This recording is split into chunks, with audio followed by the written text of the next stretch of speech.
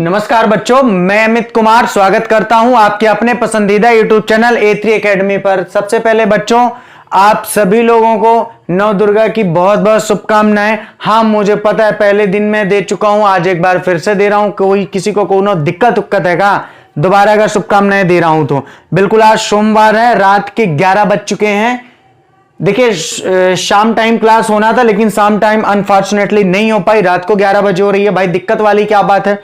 मैं तो चाहता, अगर मैं आपकी जगह होता ना तो मैं सर से बोलता कि सर अकाउंट की क्लास आप 1 बजे रखो, बढ़िया रात में पढ़ने में, सुनसान पढ़ने में ज्यादा ही मजा आता है।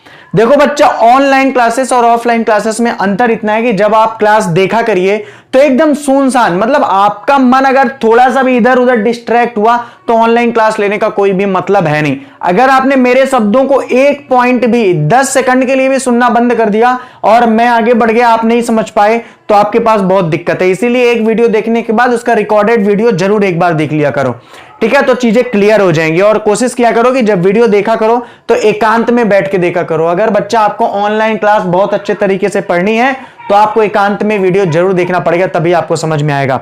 और एक बार फिर से मैं बोल रहा हूं, आप सभी लोगों से गुजारिश है मेरी, मैं हाथ जोड़ के निवेदन कर रहा हूं कि प्लीज, काफी सारे ऐसे बच्चे जो इंग्लिश का वीडियो देखते हैं, अकाउंट का नहीं देखते हैं, कुछ ऐसे हैं जो दोनों देखते हैं, कुछ ऐसे हैं जिन्होंने लिया हुआ है दोनों नहीं देख रहे हैं, पता नहीं लिया क्यों हुआ है। ठीक है, मन तो पड़ गया, ले लिया, लेकिन पढ़ नहीं रहे अच्छे से। आपको क्या चाहिए, आप एक बात बताओ। मैं अकाउंट पढ़ाता हूं, फॉर एग्जांपल मैं अकाउंट पढ़ाता हूं। मैंने पहला चैप्टर पढ़ा अलाभकारी संगठन। मैंने पहले चैप्टर की पहले थ्योरी स्टार्ट की। अलाभकारी संगठन से आप क्या समझते हैं, अलाभकारी संगठन में आय के प्रमुख साधन बताइए, अलाभकारी संगठन या गैर व्यापारिक संगठन के व्यय के प्रमुख साधन बताइए।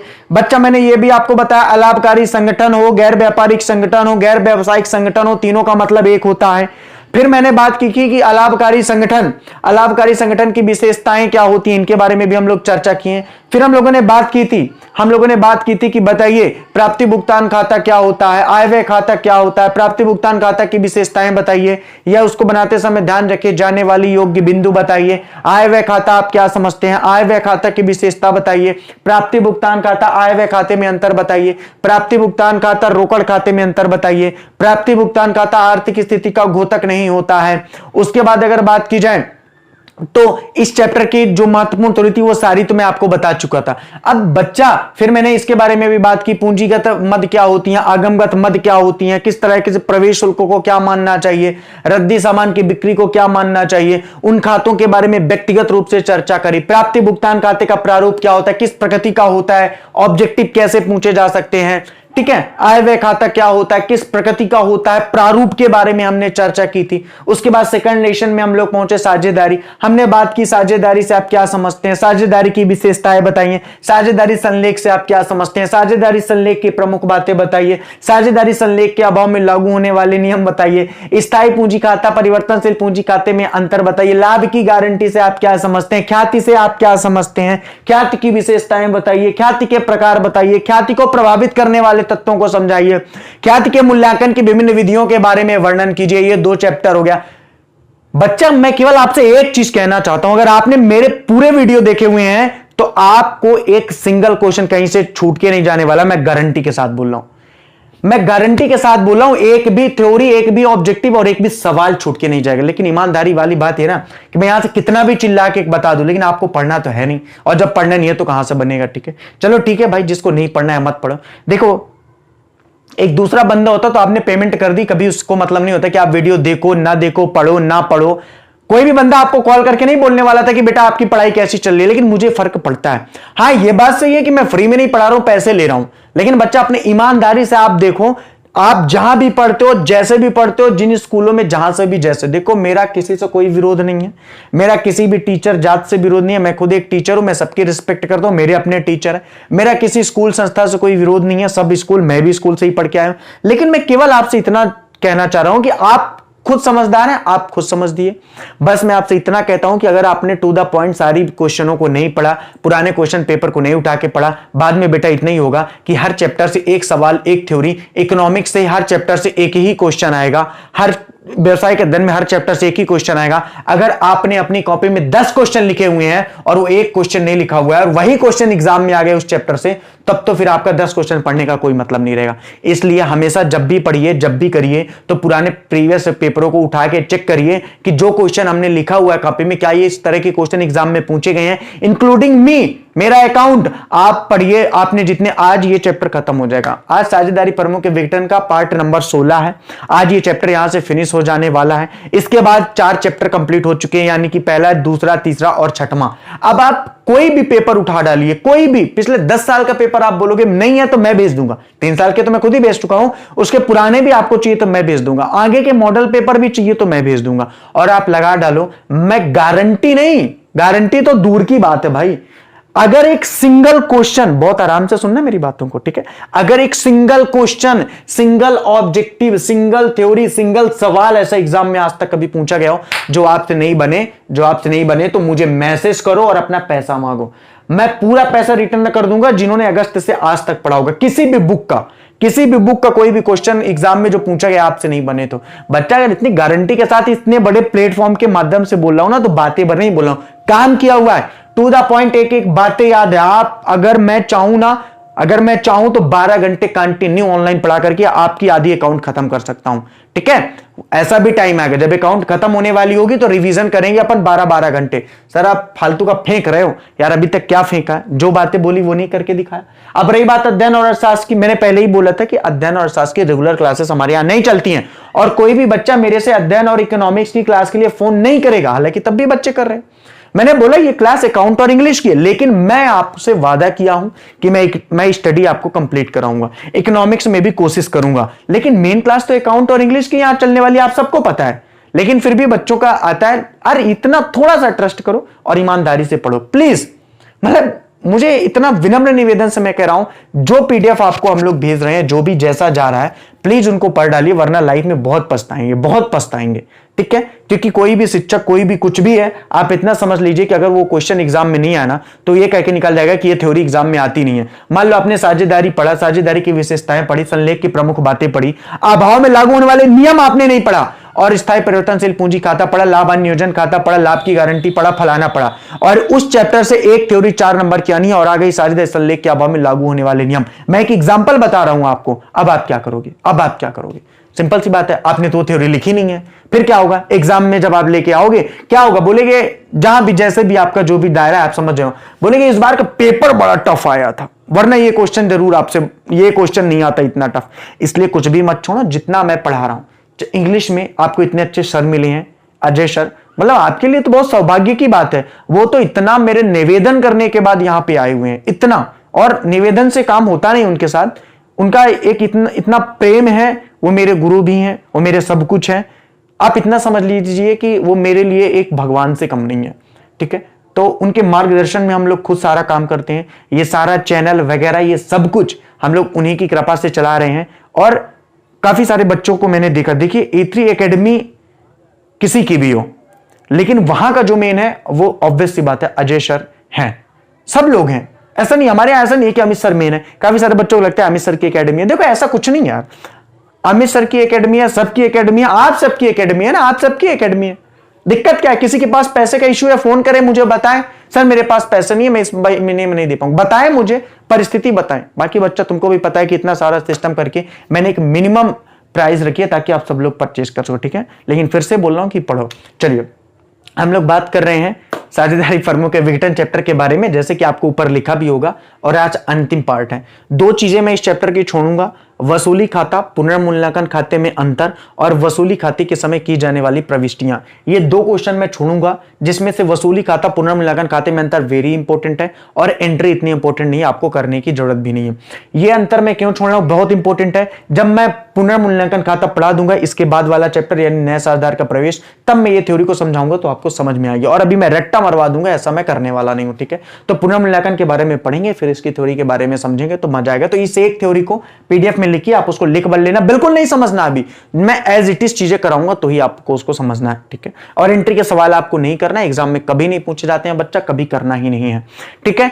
तो आज हम लोग 2 क्वेश्चन लगा लेते हैं, ये चैप्टर का समापन करेंगे। इस चैप्टर के बाद हम लोग नए चैप्टर में चलेंगे, चैप्टर नंबर 4, नए साझेदार का प्रवेश। बहुत अच्छा चैप्टर है, उसको अपन कंप्लीट करेंगे जल्दी ही। तो उसकी शुरुआत कल से हम लोग करेंगे, जल्दी से शुरू करते हैं, वरना आप कहोगे सर 12 बजा दोगे, लगता है आज बिल्कुल 12 तो बज ही जाएंगे। ठीक है, ध्यान से पढ़ो। सर लगा दीजिए आज का अपना पहला क्वेश्चन। अगर आपने पुराने वीडियो को नहीं देखे हैं तो मेरी आप सबसे गुजारिश है, मेरी आज सभी से इंतहा है, इल्तिजा है, जो भी उर्दू का शब्द है मुझे पता नहीं है, कुछ गलत शायद उर्दू में निकल गया हो, तो जो भी इल्तिजा है या जो भी है तो वो पुराने वीडियो को जरूर देखिएगा, तो आपको ये चैप्टर बहुत अच्छे से समझ में आने वाला है। प्लीज पुराने सारे वीडियो को जरूर पढ़िएगा। चलिए क्वेश्चन नंबर 29 सर लगा दीजिए। अब देखिए मेरे में क्वेश्चन नंबर 29 है, आप लोगों में हो सकता है कि ये क्वेश्चन 22 में हो या किसी में भी हो, इसीलिए क्वेश्चन को लगवा दिया जाता है ताकि आप लोग इसको मैच कर सको, इसीलिए क्वेश्चन को लगवा दिया जाता है। ठीक, क्वेश्चन दिया हुआ P और J एक फर्म में साझेदार हैं, 4:3 के अनुपात में लाभालाभ वितरण करते हैं। उन्होंने साझेदार का समापन का निश्चय किया। उक्त तिथि पर P की पूंजी 65,000 तथा J की पूंजी 35,000 थी। लेनदार 15,000, रोकड़ शेष 1270 था। रोकड़ के अतिरिक्त शेष संपत्तियों से 1,09,000 रुपया, लेनदारों से 15,000, रोकड़ शेष 1270, रोकड़ के अतिरिक्त शेष संपत्तियों से 1,09,000 वसूल हुए। समापन पर किए गए खर्च 1250 रुपया है। विघटन की तिथि का चिट्ठा तैयार कीजिए। देखिए हम सबको पता है कि अभी तक हम लोग सीधे रियलाइजेशन अकाउंट पढ़ते थे, लेकिन रियलाइजेशन बनाने के लिए एक बैलेंस शीट बनी होती थी जहां से हमको संपत्ति एवं दायित्वों के पुस्तकीय मूल्य मिल जाते थे। लेकिन बच्चा इस क्वेश्चन में क्या है, इस क्वेश्चन में क्या है कि बैलेंस शीट बनी हुई है नहीं, तो सबसे पहले हमें बैलेंस शीट बनाना है। क्वेश्चन ने भी बोला है, क्वेश्चन नहीं भी बोलता, तो अगर बैलेंस शीट नहीं बनी हुई है तो वसूली खाते में बैलेंस शीट बनी होना जरूरी है। तो एक बैलेंस शीट अपन बना लेते हैं। अब आप में से काफी सारे बच्चे मेरे से पूछेंगे कि सर बैलेंस शीट तो बनाना आपने बताया नहीं है। अच्छा बेटा, आपको ये भी पता नहीं है कि बैलेंस शीट के एसेट्स में क्या होता है, लायबिलिटीज में क्या होता है। अगर आपसे ये नहीं बनता तो फिर आप 11वीं 12वीं कॉमर्स क्यों लियो यार। अगर आपको ये नहीं बनता कि बैलेंस शीट के लायबिलिटीज में क्या होता है, बैलेंस शीट के एसेट्स में क्या होता है, हालांकि ये सारी चीजें आपको 11वीं से ही पढ़ाई जाती हैं, लेकिन फिर भी इतना सारा ये चैप्टर पढ़ने के बाद इतना तो नॉलेज हो ही गया है कि कहां पे क्या चीजें आती हैं। भाई एसेट्स में लैंड आती है, बिल्डिंग आती है, कैश इन हैंड आता है, कैश एट बैंक आता है, डेप्टर्स आता है, प्रीपेड एक्सपेंसेस आता है, बहुत सारी चीजें ऐसी आती हैं, फर्नीचर आता है, मशीनरी आती है। लायबिलिटीज में क्रेडिटर्स आता है, लायबिलिटीज में बिल्स पेबल आता है, बिल्स रिसीवेबल आता है, कैपिटल आता है, जनरल रिजर्व आता है, रिजर्व फंड आता है, प्रॉफिट एंड लॉस, ये सारी चीजें लायबिलिटीज में आती है। इतना तो नॉलेज हो ही गया है। क्वेश्चन को देखो, सबसे पहले अपन यहाँ पे ओल्ड बैलेंस शीट बनाएंगे। देखिए ओल्ड बैलेंस शीट बनाएंगे, इसी के आधार पर रियलाइजेशन बनाएंगे और रियलाइजेशन के आधार पर ही हम लोग पार्टनर्स कैपिटल बनाएंगे। ये क्वेश्चन इंपॉर्टेंट है, 2 ही क्वेश्चन है, 29 और 30, दोनों अच्छे से पढ़ के जाना, एग्जाम में पूछे जा चुके हैं। देखो फालतू का मैं पढ़ा नहीं रहा हूं, लेकिन जो इंपॉर्टेंट क्वेश्चन है वो सारे मैं बता रहा हूं। कुछ 2-4 जो नई, कुछ पुरानी बुक है, कुछ नई है, किसी में एंट्री के 2-4 क्वेश्चन होंगे। अगर मैं इस सवाल के 30 नंबर तक के 24 क्वेश्चन पढ़ा सकता हूं तो मैं 3-4 वो भी पढ़ा सकता हूं, समझ जाओ। एक क्वेश्चन नहीं छोड़ा हुआ, एक भी क्वेश्चन नहीं छोड़ा हुआ, याद रखना।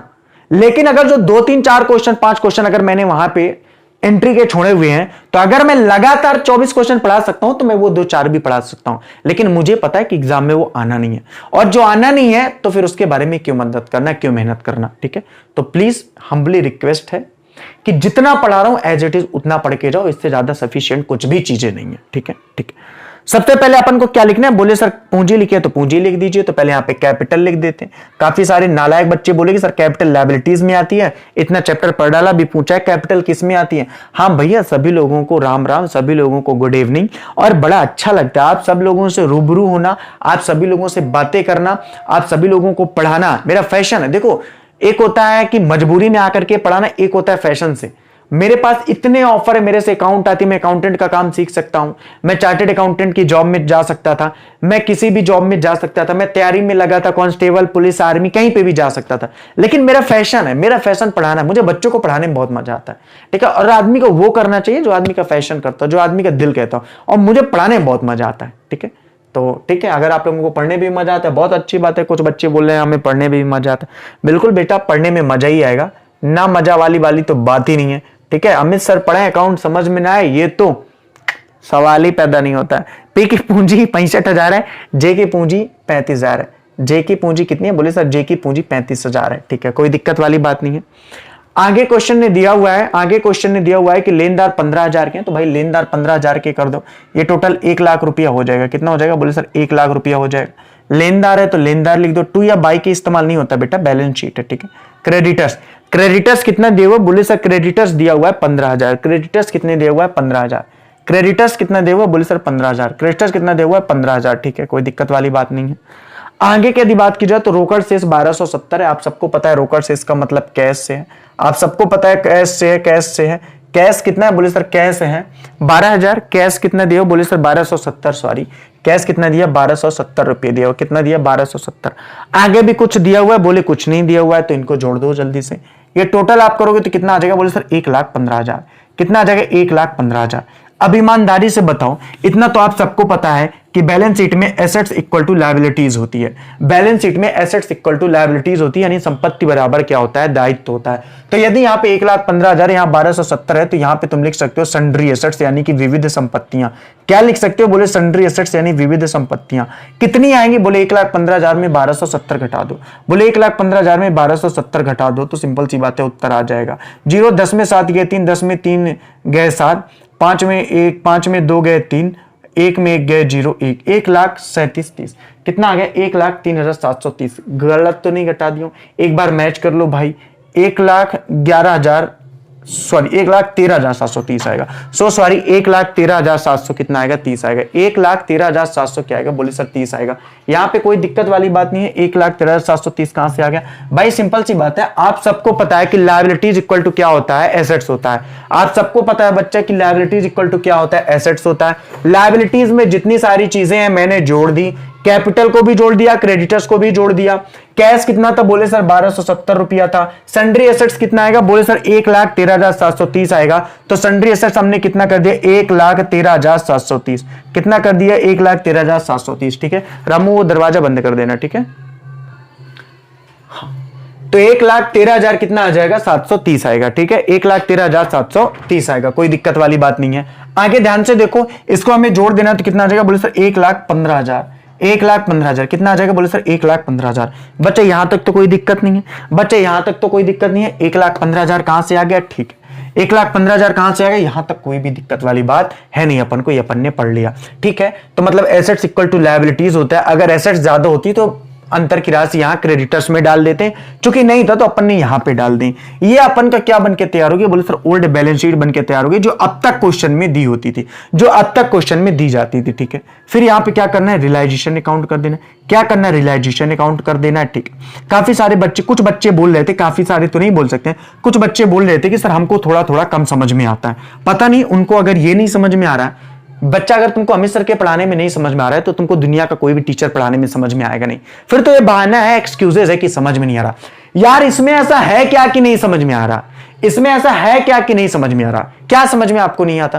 क्या आपको रियलाइजेशन अकाउंट नहीं समझ में आता? वसूली खाता क्या होता है? क्या आपको नहीं पता रियलाइजेशन अकाउंट के डेबिट पक्ष में संपत्ति के सभी पुस्तकीय मूल्य को लिखा जाता है, दायित्व के वास्तविक मूल्य को लिखा जाता है? क्या आपको नहीं पता रियलाइजेशन के क्रेडिट पक्ष में संपत्ति दायित्व के पुस्तक मूल्य को लिखा जाता है, संपत्ति के वास्तविक मूल्य को लिखा जाता है? क्या आपको पता नहीं है? क्या आपको पता नहीं है कि वसूली व्यय कहां लिखे जाते हैं? डेबिट में लिखे जाते हैं। क्या आपको पता नहीं है कि वसूली व्यय यदि किसी साझेदार के द्वारा ले लिए जाते हैं तो उसका लेखा यहां डेबिट पे नहीं होता है? क्या आपको पता नहीं है कि पूंजी खाता बनाते समय बाई बैलेंस से बीडी लिखा जाता है, रियलाइजेशन से प्रॉफिट आता है तो बाई प्रॉफिट लिखा जाता है? अगर बैलेंस शीट में general reserve, reserve fund, profit and loss हो तो उनको पूंजी खाते में बांट देते हैं। अगर किसी साझेदार ने कोई दायित्व तो अपने ऊपर लिया तो उसको पूंजी खाते में क्रेडिट कर देते हैं। डेबिट में क्या आता है? बोले रियलाइजेशन का लॉस है तो यहां आता है। डेबिट में क्या आता है? रियलाइजेशन का लॉस तो यहां आता है। किसी साझेदार ने कोई संपत्ति ली है तो डेबिट में आती है, किसी साझेदार ने कोई संपत्ति ली है तो डेबिट में आ जाती है। ईमानदारी वाली बात यह है कि आप पढ़ना नहीं चाहते हो, ईमानदारी वाली बात है कि आप पढ़ना नहीं चाहते, जिसका खामियाजा आप भोगोगे, जिसका खामियाजा आप मार्च में भोगोगे। लिख के ले लो मेरे से बेटा, अभी पेपर नहीं देखा, हवा नहीं लगेगी इकोनॉमिक्स अकाउंट और स्टडी में, कितना भी मेहनत करके पढ़ लो, अगर ढंग का नहीं पढ़ा ना 25 ऑब्जेक्टिव में 5-5 नंबर 2-2 नंबर बच्चों ने पाए हुए हैं, जाकर के उठा के देख लो, पता चल जाएगा।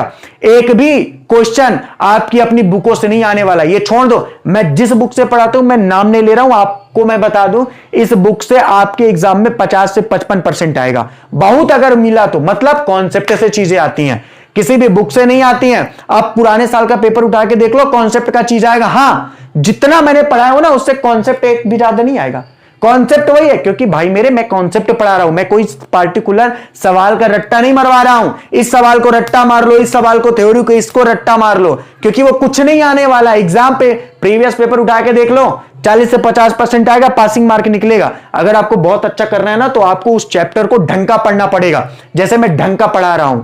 और अगर कोई पढ़ा रहा तो उससे ढंग का पढ़ो, दिक्कत वाली क्या बात। ओपन चैलेंज है यार, ओपन, नो डाउट। अगर मैं इस बड़े प्लेटफॉर्म में आकर के बोल रहा हूं कि मेरा पढ़ा हुआ एक ऑब्जेक्टिव, एक सवाल, एक थ्योरी अगर ऐसी हो जो नहीं आई हो तो मुझे बताना। आपके पास अगर कोई ऐसा बंदा है तो देन बिल्कुल आप उससे मेरी बात करवाइए, ठीक है, कोई दिक्कत नहीं। और मेरी मुझे नोट से भेज दीजिए, ठीक है। तो खैर बोलना अच्छा नहीं लगता, लेकिन प्लीज ऐसा अगर कोई बोलता है मुझे समझ में नहीं आता तो बहुत बुरा लगता है। इतनी मेहनत करने के बाद मुझे फर्क नहीं पड़ता कि मेरे 100 बंदे बोल रहे हैं कि मेरे को समझ में आता है, लेकिन मुझे फर्क पड़ता है कि वो एक बंदा क्यों बोल रहा है कि नहीं समझ में आ रहा है। दिक्कत क्या है मेरे को कॉल करके पूछे, मेरे से समझ के पूछे, कहां ऐसा प्रॉब्लम है जो नहीं बनना यार। एक एक चीजों को तो मैंने डिटेल से कराया हुआ, छोटी छोटी सी चीजों पर मैंने वहां पे 10 से 15 से 20 मिनट दिया हुआ। हर एक क्वेश्चन मैं बोर्ड पे करा रहा हूं। हर एक दिन जब मैं वो क्वेश्चन कराता हूं उसके पहले का जो भी कॉन्सेप्ट है मैं पूरा रिवीजन करता हूं। यार प्रॉब्लम कहां है? प्रॉब्लम यहाँ नहीं है, प्रॉब्लम आप में है। उस प्रॉब्लम को दूर करो वरना बहुत भोगोगे, ठीक है। इसको जल्दी से करते हैं, रियलाइजेशन अकाउंट इसका कंप्लीट करवाते हैं। तो देखो रियलाइजेशन अकाउंट इसको कर लेते हैं, ठीक है, ध्यान से समझना इसका रियलाइजेशन अकाउंट बहुत ही अच्छे से करते हैं। रियलाइजेशन अकाउंट यहां पे अपन पार्टिकुलर करेंगे, क्या करेंगे बोले सर, यहां पे अपन पार्टिकुलर करेंगे। पार्टिकुलर के बाद यहां पे क्या करेंगे, अमाउंट करेंगे। पार्टिकुलर के बाद यहां अमाउंट करेंगे। यहां पे भी बच्चा क्या करेंगे बोले सर, यहां पे भी पार्टिकुलर करेंगे, और यहां पे भी क्या करेंगे बोले सर, पार्टिकुलर के बाद अमाउंट करेंगे। तो ये पार्टिकुलर अमाउंट ये ऐसे ही होगा, ये पार्टिकुलर अमाउंट ऐसे ही होगा। बैकग्राउंड में थोड़ी सी आवाज जाएगी तो परेशान मत होना, बैकग्राउंड में थोड़ी सी आवाज जाएगी तो परेशान मत होना। बगल पे शायद किसी के यहाँ फंक्शन वगैरह है तो डीजे वगैरह चल रहा है, तो भाई मना भी नहीं कर सकते हैं। आजकल तो पता है फ्री के लोग बैठे हैं तो 12-1 बजे 2-2 बजे रात तक बजाते रहेंगे, ठीक है। थोड़ा सा बैकग्राउंड में आवाज आएगी तो प्लीज उसको माइंड मत करना, यहां पे समझना, ठीक है। तो पार्टिकुलर अमाउंट पार्टिकुलर है और अमाउंट होगा, ध्यान से इस बात को समझो। क्वेश्चन को हमने देखा, क्वेश्चन में लिखा हुआ है कि रोकड़ के अतिरिक्त शेष संपत्तियों से 1,09,000 रुपया वसूल हुए। पहले यहां पे हमको लिख लेना, कैश हमें नहीं लिखना, हमें सन्ड्री एसेट्स लिखना है, विविध संपत्तियां, तो हमने सन्ड्री एसेट्स लिख दी। हमें क्या लिखना बोले, हमें सन्ड्री एसेट्स लिखना है। कितना लिख दिया, 1,13,730। कितना लिख दिया, 1,13,730। कितना लिख दिया, 1,13,730। बाई में अगर बात की जाए तो बाई में क्या लिखना है बोले, बाई में क्रेडिटर्स लिखना है। बाई में क्या लिखना है बोले सर, बाई में क्रेडिटर्स लिखना है। कितना बोले, क्रेडिटर्स है 15,000। बाई में क्रेडिटर्स कितना बोले सर, क्रेडिटर्स है 15,000। कोई दिक्कत वाली बात है नहीं। आगे अगर बात की जाए तो वसूली कर लेते हैं। आगे अगर बात की जाए बच्चों तो वसूली कर लेते हैं बाई कैश अकाउंट और टू कैश अकाउंट। आगे यदि बात की जाए तो वसूली कर लेते हैं बाई कैश अकाउंट और टू कैश अकाउंट। ध्यान से देखिए, किसी संपत्ति की वसूली हुई है, साफ साफ क्वेश्चन पे लिखा हुआ है, साफ साफ क्वेश्चन में लिखा हुआ है कि रोकड़ के अतिरिक्त शेष संपत्तियों से 1,09,000 वसूल हुए हैं। शेष संपत्तियों से यानी सन्ड्री एसेट्स या विविध संपत्तियों से कितना प्राप्त हुए हैं बोले सर, 1,09,000 रुपया प्राप्त हुआ। कितना, 1,09,000 रुपया प्राप्त हुआ है। वास्तव में संपत्तियां पुस्तक मूल्य पर 1,13,730 थी। वास्तव में संपत्तियां पुस्तक मूल्य में 1,13,730 थी, लेकिन वसूल इनसे 1,09,000 रुपया हुए हैं। लेकिन वसूल इनसे 1,09,000 रुपया हुए हैं। आगे अगर बात की जाए क्रेडिटर्स के बारे में कुछ भी नहीं कहा गया है। इसका मतलब जिन दायित्वों के पुस्तकीय मूल्य दिए रहते हैं, अगर उनके बारे में कुछ भी नहीं दिया रहता है तो अपन ये मानते हैं कि वो पूरे के पूरे प्राप्त हो गए हैं। अपन ये मान लेते हैं कि वो पूरे के पूरे प्राप्त हो गए हैं। अगर बात की जाए तो फिर क्या है बोले, रियलाइजेशन एक्सपेंसेस है यानी कि समापन व्यय है। क्या है बोले, रियलाइजेशन एक्सपेंसेस है यानी कि समापन व्यय है। बच्चा समापन व्यय कितने दिए हैं बोले सर, समापन व्यय दिए हैं 1,250 रुपया। समापन व्यय कितने दिए बोले सर, 1,250। टोटल कितना आ जाएगा, 16,250। टोटल कितना आ जाएगा बोले सर, टोटल आ जाएगा 16,250। नीचे का दिख रहा, कोई दिक्कत नहीं है। टोटल कितना आ जाएगा बोले सर, टोटल आ जाएगा 16,250। यहां तक किसी को कोई भी दिक्कत नहीं होनी चाहिए। टोटल कितना आ गया, 16,250, ठीक है। और क्या है बोले, और कुछ नहीं है, इसको यहां पे कर दो 1,09,000। और क्या है बोले, यहां पे कर दो 1,09,000 रुपया। जोड़ के घटा लो बच्चा, रियलाइजेशन का आ जाएगा आंसर। जोड़ के घटा लो बच्चा, रियलाइजेशन का आंसर आ जाएगा। जल्दी से देखो किधर का योग ज्यादा बोले, इसको अगर करेंगे, ये है 16,250, ये 1,13,730 है। साथ साथ क्वेश्चन में दिख रहा है इधर का योग ज्यादा है, इधर का योग ज्यादा है तो इधर करो 5 3 8 7 2 9 6 3 9 1 1 2 और ये 1,29,980 आ गया, 1,29,980 आ गया। इधर का जब आप घटाओगे तो भाई क्या आ जाएगा, बोले भाई प्रॉफिट एंड लॉस अकाउंट आ जाएगा। क्या आ जाएगा भाई, प्रॉफिट एंड लॉस अकाउंट आ जाएगा। कितना बोले 1,24,000, कितना बोले 1,24,000, 1,29,980 घटाओ, 1,29,980 घटाओ, 1,29,980 घटाओगे तो 0 8 9 9 में 4 गए 5 2 में 2, कितना आ गया 5,980 आ गया। कितना आ गया 5,980 आ गया। तो यहां पे कितना आ गया, बोले सर 5,980 आ गया। यहां टोटल 1,29,980 आ गया, यहां 1,29,980 आ गया, 5,980 आ गया। इस 5,980 को पी और जे में बांट दो, इस 5,980 को पी और जे में बांट दो। किस अनुपात में बांटना है, बोले अनुपात दिया हुआ 4/7, 4/7 और 3/7। बच्चा 4:3 दिया हुआ, जिसका मतलब 4/7 और 3/7 ही होता है। 4:7 का मतलब होता है, 4:3 का मतलब होता है 4/7 और 3/7। ठीक है, इस बात को नोट करना। तो ध्यान से देखो कितना आएगा, बोले सर 5,980 आएगा। 5,980 में 4/7 करते हैं, कितना आएगा, बोले सर ये आ जाने वाला है 7 8 56, 7 8 9 में 6 गए 3 8, 7 पना 35, 7 पना 35, 8 में 5 गए 3, 7 चौक 28, 7 चौक 28, 10 में 8 गए 2, 7 दूनी 14, लगभग 854.2 आएगा। जब आप उसका ईमानदारी से अच्छे से गुणा करेंगे, जब आप ईमानदारी से उसका गुणा करेंगे तो फिर वो कितना आ जाएगा, बोले सर वो आ जाएगा, कुछ गड़बड़ मिस्टेक्स किया है, एक सेकंड फिर से काट लेते हैं। एक तो बैकग्राउंड में आवाज आ रही है तो साला दिमाग डिस्टर्ब हो रहा बहुत ज्यादा। ठीक है, पता नहीं अभी चलाना था उसको भी है इतने टाइम से, यही बात थी, इसलिए शाम को क्लास नहीं, मुझे पता था बगल में फंक्शन है और 7 बजे से काफी हल्ला हो रहा था यहाँ पे, मुझे लगा शायद रात तक में ठीक हो जाए। अब तो पड़ोसी है तो यार कुछ बोल भी नहीं सकते हैं, आपको तो पता है पड़ोसी पड़ोसी होता है। ठीक है, उसको भी लगेगा कि भाई आपकी क्लास के चक्कर में हम अपना बड़ाओं का नुकसान करवाएं। ठीक है, चलो ठीक है, एक तो निमंत्रण भी नहीं किया था लगता है, गए नहीं खाने में, एक और भी दिमाग खराब है। ठीक है, और ऊपर से डिस्टर्ब भी हो रहा है। चलो ठीक है, लास्ट ईयर क्लियर हो जाएगा, कोई दिक्कत नहीं।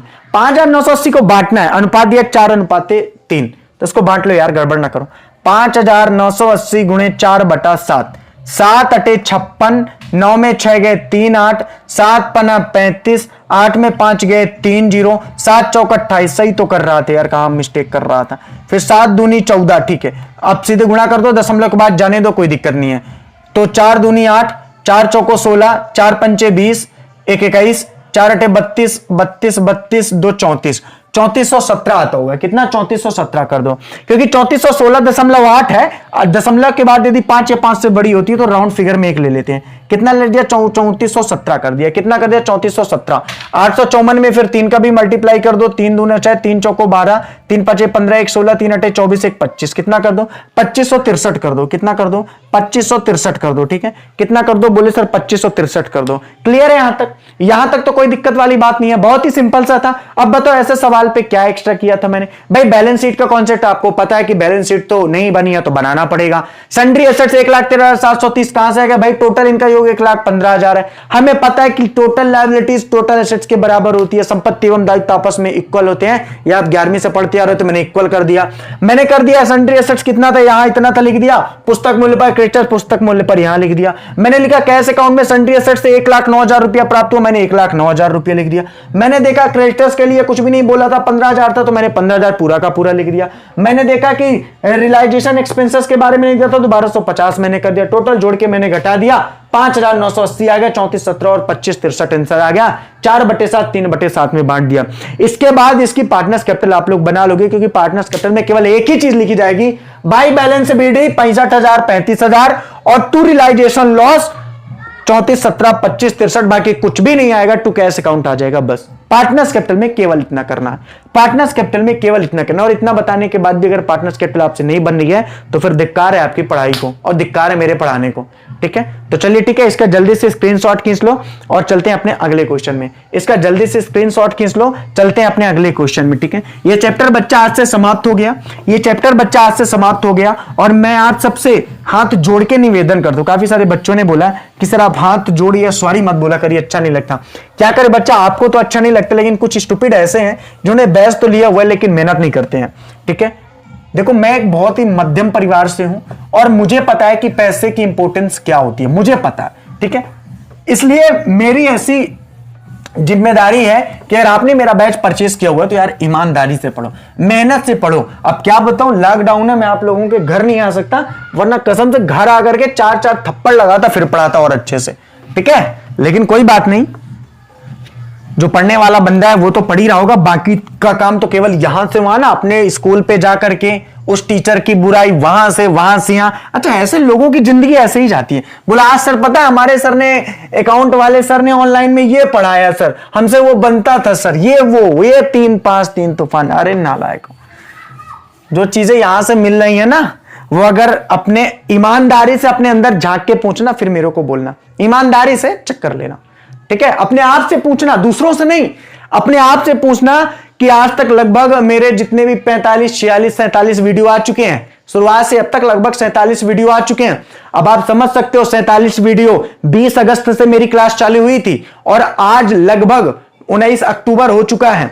अब तक अगर बात की जाए बच्चों, तो कितने दिन हो गए और कितनी क्लासेस लगा लेना, संडे को काट दो, उसके बाद भी 47 क्लासेस मेरी हो चुकी हैं, समझ जाओ।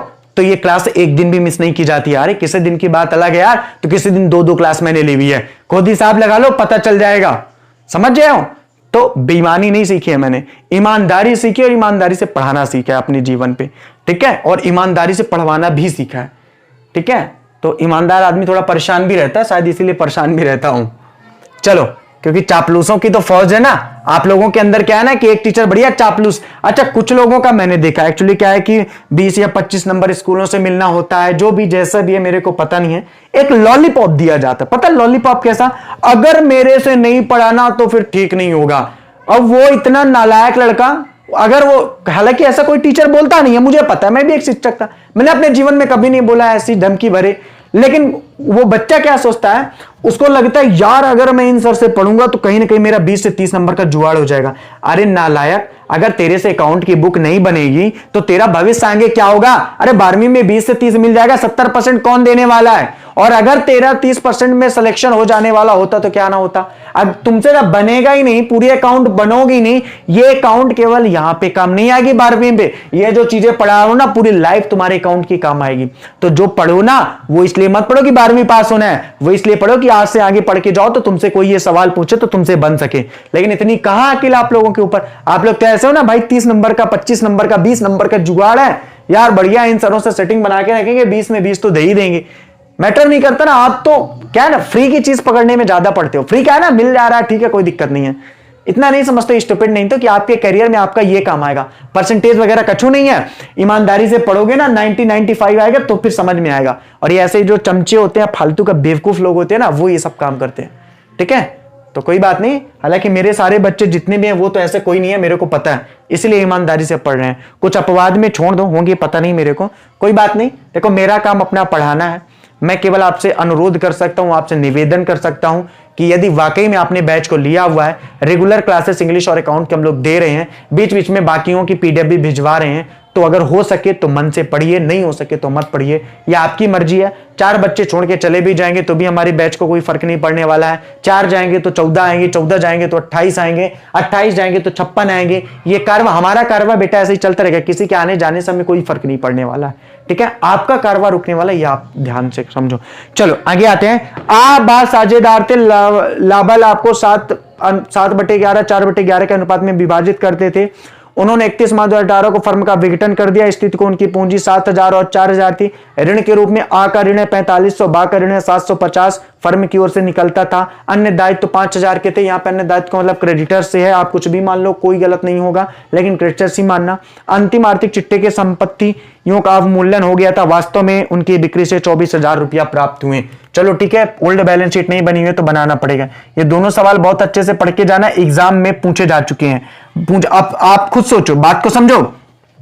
मैं आपको 27 नंबर तक क्वेश्चन पढ़ा देता, मैं आपको 27 नंबर तक क्वेश्चन पढ़ा देता और बोलता बस यहीं तक आता, इसके आगे नहीं आता। आपको पता है एग्जाम में यह क्वेश्चन पूछा गया 29 और 30 में, और एक बार नहीं कई बार। और जब यह पूछा जाएगा तो 27 नंबर तक कोई सवाल नहीं आएगा। जब यह पूछा जाएगा ना तो 27 नंबर तक कोई सवाल नहीं आएगा। तो बच्चा यही तो बता रहा हूं ना, जो आना है उसको नहीं छोड़ो। हर वो सवाल इंपॉर्टेंट है जो मैं पढ़ा रहा हूं, ठीक है, इस बात को नोट कर लेना। और अगर कोई चीज छूट रहा है ना, मैं आपसे बताया ना कि दूसरा बंदा केवल ये कह के हाथ मल देगा कि इस बार का पेपर टफ था इसलिए बच्चे से नहीं बना, मैं क्या करूं, लेकिन आप वो मार्कशीट अपनी जिंदगी भर लेके चलोगे, आप वो अपनी मार्कशीट जिंदगी भर लेके चलोगे, तब फिर बात समझ में आएगी कि सर ने सही बोला था कि मौका मिला था तो अच्छे से एक बार ही पढ़ लेते।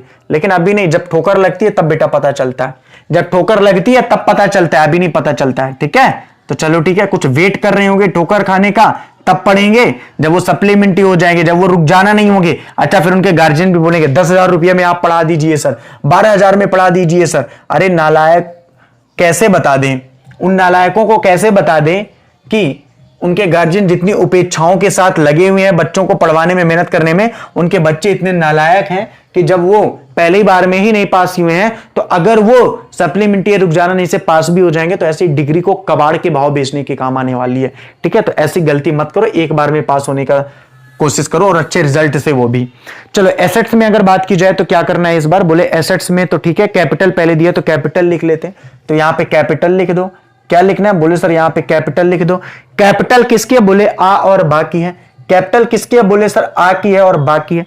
आ की कैपिटल कितनी है, बोले सर 7,000 और 4,000। आ की कैपिटल कितनी है, बोले सर 7,000 और 4,000। दोनों की कैपिटल जोड़ करके कितनी है, बोले सर 11,000। दोनों की कैपिटल जोड़ करके कितनी है, बोले सर 11,000 रुपया। ठीक है, आगे ऋण के रूप में आ को 4500, बा को 750 मिलते हैं। देखो यहाँ पे ऋण भी दिया हुआ है, आप सबको पता है कि साझेदारों के व्यक्तिगत ऋण भी ले सकते हैं। तो लोन की अगर बात की जाए तो लोन भी लिया, पर्सनल है, हालांकि ए का अलग है, बी का अलग है। ए का लोन कितना है, बोले ए का लोन है 4500, बी का 750। ए का है 4500, बी का है 750। ए का है 4500, बी का है 750। टोटल कर दो इसको, कोई दिक्कत वाली बात नहीं है, टोटल कर दो इसको, कोई दिक्कत वाली बात नहीं है। यहां पे इसको टोटल किया तो कितना आ जाएगा, बोले सर 0 5 7 5 12 52 50। कितना आ गया, 52 50। कितना आ गया, 52 50। और भी कुछ चीजें हैं कहीं मैं छोड़ तो नहीं रहा। दायित्व भी है 5,000 के, तो भाई दायित्व भी लिख दो यार, कहीं पे दायित्व भी लिख दो 5,000 के, जब दिए हैं तो क्रेडिटर्स भी लिख दो 5,000 के। अब आप मेरे से बोलोगे सर दायित्व तो क्या क्रेडिटर्स ही 5,000 होता है, बिल्कुल नहीं। आप बिल्स पेबल भी लिख दोगे तो भी वो सही होगा, आप बिल्स पेबल भी लिख दोगे तो भी वो सही होगा, आप बैंक लोन लिख दोगे तो भी वही सही होगा, कोई भी इशू इसमें आने वाला है नहीं, क्योंकि पार्टिकुलर बोला तो है नहीं कि ये दायित्व है। ठीक है, इस चीज में इतना ज्यादा दिमाग मत लगाओ। तो यहाँ पे 0 आ गया, यहाँ पे 5 आ गया, यहाँ पे 2 आ गया, 5 5 10 11 हो गया, 1 1 2 हो गया। कितना हो गया, 2 21,250। कितना आ गया, बोले सर 21,250 आ गया। बच्चा कितना आ गया, बोले सर 21,250 आ गया। यहां तक तो कोई दिक्कत आने वाली है नहीं, 21,250 आ गया, यहां तक कोई भी दिक्कत होने वाली थी नहीं। ठीक है, इसके बाद क्या करना, बोले सर रियलाइजेशन अकाउंट बना लेना। इसके बाद क्या करना, रियलाइजेशन अकाउंट बना लेना। बाई में ना तो कैश था ना कुछ था, तो एसेट्स अपन मान लेते हैं। एसेट्स कितना, बोले एसेट्स पूरी की पूरी हो जाएंगी 21,250। अगर कुछ कैश वगैरह होता उसको घटा के यहां पे लिखते हैं। इतना तो कॉमन सेंस वाली बात है, आप समझ ही गए होंगे। इतना तो कॉमन सेंस वाली बात है, आप समझ ही गए होंगे। इसके बाद बच्चा इसी के नीचे मैं रियलाइजेशन अकाउंट बना दे रहा हूं। कुछ बोलेंगे सर जी आप बड़ा जल्दी में पढ़े हो, भैया मेरे चैप्टर खत्म हो रहा है तो जल्दी तो होगी ही होगी। ठीक है, और जल्दी बिल्कुल नहीं है, इतना तो कॉमन सेंस वाली बात है कि इतना सरल कॉन्सेप्ट अगर नहीं बन रहा तो फिर दिक्कत वाली बात है। यहां पे क्या आ जाएगा, बोले सर बैलेंस शीट में जो पुस्तकीय मूल्य पर दिया हुआ टू सन्ड्री एसेट्स लिखेंगे। क्या लिखेंगे भैया, मेरे टू सन्ड्री एसेट्स लिखेंगे। कितना दिया, बोले सर 21,250। कितना दिया, बोले सर 21,250। ठीक है, बाई में लिखो। बाई में क्या लिखोगे, बोले सर क्रेडिटर्स लिखेंगे। ना तो कैपिटल लिखेंगे, ना तो ए और बी का लोन लिखेंगे, ना तो कैपिटल लिखेंगे, ना ही ए और बी का लोन लिखेंगे। ये आ गया 5,000। उसके बाद क्या करना, बोले सर टू कैश अकाउंट कर दो। और यहाँ पे कितना करना है, बोले सर बाई कैश अकाउंट कर दो। क्या करना है, to cash account, by cash account. ध्यान से क्वेश्चन को पढ़ो। क्वेश्चन में हमने पढ़ा तो पढ़ा कि वास्तव में उनकी बिक्री 24,000 रुपया हुई है, मतलब केवल और केवल एक ही चीज की वसूली हुई है और एक ही चीज बेची गई है, वो है सन्ड्री एसेट्स। और वो भी कितने में, बोले सर 21,250 में थी, 24,000 में बेची गई। कितने में बेची गई, बोले सर 24,000 में बेची गई है। कितने में बेची गई, बोले सर 24,000 में बेची गई है। और भी बच्चा कोई ऐसी चीज है जो बची हुई है, बोले सर कुछ भी नहीं दिया हुआ है। बोले कुछ भी नहीं दिया हुआ है तो क्रेडिटर्स की वसूली तो तब भी अपन करेंगे, आपको पता है। तो क्रेडिटर्स को लिखना मत भूलना बच्चा, ये बात आपको क्लियर है। यहाँ पे कितना आ जाएगा, बोले सर 5,000।